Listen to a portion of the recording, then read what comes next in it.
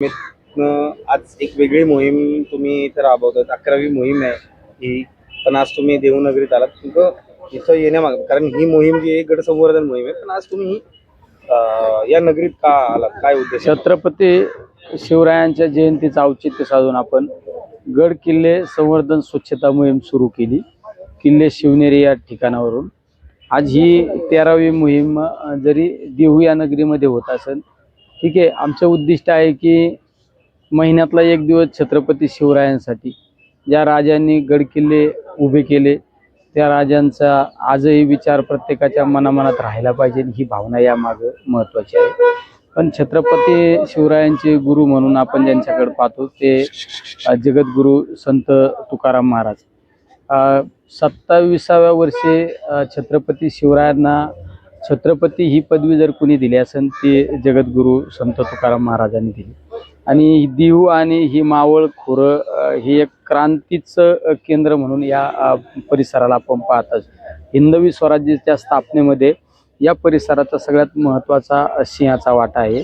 आणि छत्रपती शिवरायांच्या या सगळ्या गोष्टींमागं तुकोबांचा एक महत्त्वाचा आशीर्वाद नेहमी असायचा.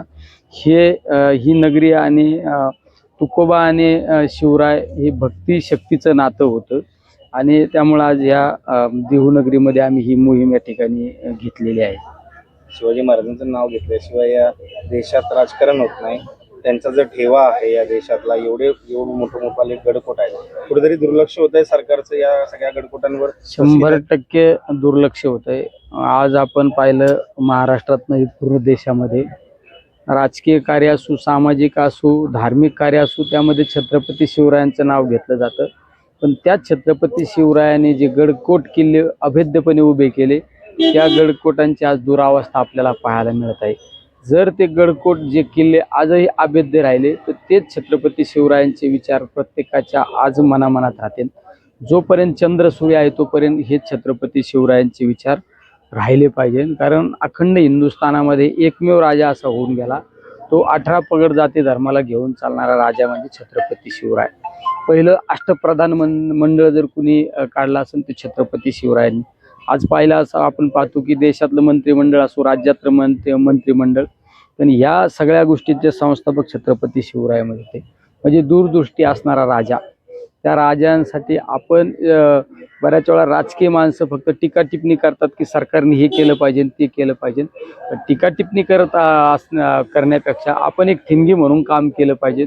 या भावनेतून आम्ही आपला मावळा या नावाची एक संघटना स्थापन करून त्या संघटनेच्या माध्यमातून प्रत्येक गडावर जायचं, किल्ल्यावर जायचं, स्वच्छता करायची, त्या ठिकाणची डॉक्युमेंटरी करायची आणि केंद्र सरकारला त्या निधींच्या संदर्भात मागणी करायची. शिवरायांच्या गडांवर जाता तुम्ही, शिवरायांच्या गडांवरती जाताय, देवनगरीत आलाय, काय ऊर्जा मिळते, काय नेमकी भावना आहे? ही वेगळी ऊर्जा आहे. छत्रपती शिवरायांचा ज्या ज्या ठिकाणी गडकोट उभे केले हे आपल्या सर्वांसाठी एक स्फूर्तिस्थान आहे, हे प्रेरणास्त्रोत आहे. त्यामुळे ते प्रेरणास्त्रोत आजही अभेद्यपणे राहिले पाहिजे. त्या गडकोटांना टिकवण्यासाठी खासदार म्हणून काय पाठपुरावा असतो? शेवट आम्ही ज्या गडकोटावर जातो, स्वच्छता करतो, संवर्धन थोड्याफार प्रमाणात जरी करत असतो, वृक्षारोपण असू, त्या ठिकाणी डस्टबिन असू, बाकडे असू, पण हे सगळं करत असताना आम्ही त्या किल्ल्यांवरली एक डॉक्युमेंटरी तयार करतो. या किल्ल्यांसाठी काय शासनाची मदत आवश्यक आहे, कशा पद्धतीने शासनाने मदत केली पाहिजे, ही मागणी सुद्धा आम्ही नेहमी त्या ठिकाणी करत असतो. तुम्ही पाहिलं असेल मागच्या केंद्राच्या अधिवेशनामध्ये सुद्धा मी मागणी केली की माझ्या छत्रपती शिवरायांच्या गडांसाठी, किल्ल्यांसाठी भरीवाशी निधी मिळाली पाहिजे. देहू नगरीत आपण स्वच्छता अभियान राबवत असताना या महाराष्ट्राच्या जनतेला काय संदेश देणार? शेवट या ठिकाणी स्वच्छता राबवत असताना महाराष्ट्रातल्या जनतेला हेच सांगू इच्छितो की आपण सुद्धा एक ठिणगी म्हणून काम केलं पाहिजे. आपल्या परिसरातील किल्ल्यांवर गेलं पाहिजे, ते किल्ले स्वच्छतासाठी आपण काम केलं पाहिजे. शेवट स्वच्छता करत असताना संवर्धन सुद्धा महत्त्वाचे असते. पण तुकोबांचे विचार प्रत्येकापर्यंत गेले पाहिजे, छत्रपती शिवरायांचे, माऊलींचे विचार गेले पाहिजे. कारण या भूमीमध्ये तुकोबा हे एक श्रीमंत कुटुंबातले होते, पण आपलं सगळं आपलं आयुष्य समाजासाठी खर्च केलं. आपला सगळा परिवार समाजासाठी दावणीला बांधणारे तुकोबा होते. शेवट आज त्या तुकोबांच्या नामस्मरण आपण करतो. त्यामुळे 1% तरी आपण तुकोबांचे, छत्रपती शिवरायांचे विचार घेऊन चाललो पाहिजे. ज्या नगरीतून ही इंद्रायणी माई वाहते, देहू असेल, आळंदी असेल, मात्र या इंद्रायणी नदीचं तीर्थ म्हणून महाराष्ट्रातील, देशातील नागरिक याचं सेवन करतात. परंतु याला दूषित करण्याचं काम या भागामध्ये घडतं आणि याचा आवाज उठवण्यासाठी आपण काय प्रयत्न करतो? हा प्रश्न बऱ्याच दिवसापासून, इंद्रायणीचा बऱ्याच दिवसापासूनचा प्रश्न आहे. तर माझी सरकारला आपणाद्वारे विनंती, या परिसरातील प्रत्येकाला विनंती की ही इंद्रामाई ही स्वच्छ राहिली पाहिजे. कारण याचं एक पवित्र तीर्थ म्हणून आपण घेत असतो आणि ते पवित्र तीर्थ वेगवेगळ्या ठिकाणी आलेला भाविक भक्त घेऊन जात असतो. त्यामुळं हे ठिकाण हे पवित्रच राहिलं पाहिजे. याला अपवित्र करण्याचं काम कुणीही करू नका, ही सुद्धा या ठिकाणी मी विनंती करतो. खासदार साहेब, रायगडच्या मोहिमेची जंगी तयारी सुरू, 1 लाख लोक येणं अपेक्षित आहे. नेमकं काय उद्देश काय आहे आणि 12वी मोहीम आहे, काही वेगळं पाहायला भेटणार आहे का या मोहिमेत? शेवट आम्ही ही मोहीम सुरू केल्यानंतर छत्रपती शिवाजी महाराजांचं जन्मस्थळ शिवनेर या ठिकाणी या मोहिमेला सुरुवात केली. त्यानंतर छत्रपती संभाजी महाराजांनी धर्मासाठी आपलं बलिदान दिलं, त्या धर्मवीर गडावर आम्ही गेलो. तीच मोहीम नंतर आम्ही ज्या ठिकाणी रायरेश्वरावर छत्रपती शिवरायांनी आपल्या मुठभर मावळ्यांना बरोबर घेऊन हिंदवी स्वराज्याची शपथ घेतली आणि ते सत्यात उतरवण्याचं काम केलं. त्या रायरेश्वरावर गेलो. नंतरच्या कालखंडामध्ये आम्ही सालेर असू, रामशेज असू, तिकोना असू, सिंहगड असू, भुदरगड असू, अशा वेगवेगळ्या किल्ल्यावर आम्ही जाऊन ही मोहीम केलेली आहे.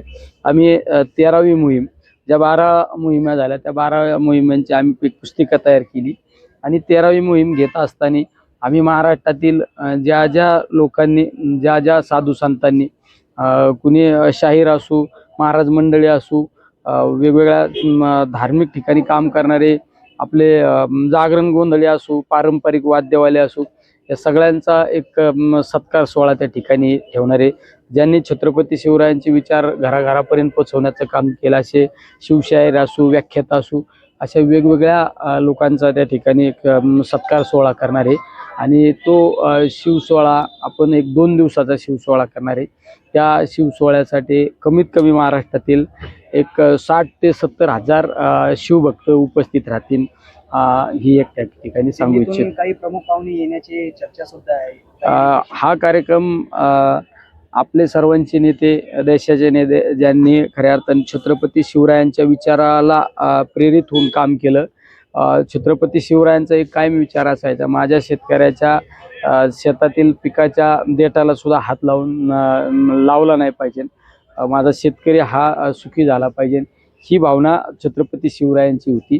त्याच भावनेला प्रेरित होऊन आपल्या देशातील नेते, आपल्या सर्वांचं दैवत आदरणीय पवार साहेबांनी सुद्धा शेतकऱ्यांसाठी इतकं अतिशय चांगल्या पद्धतीने काम केलं. कृषी मंत्री असताना कालखंडामध्ये आत्तापर्यंतच्या या केंद्राच्या इतिहासामध्ये सगळ्यात उत्कृष्ट काम करणारे कृषी मंत्री म्हणून जर कोण असेल ते पवारसाहेब असू.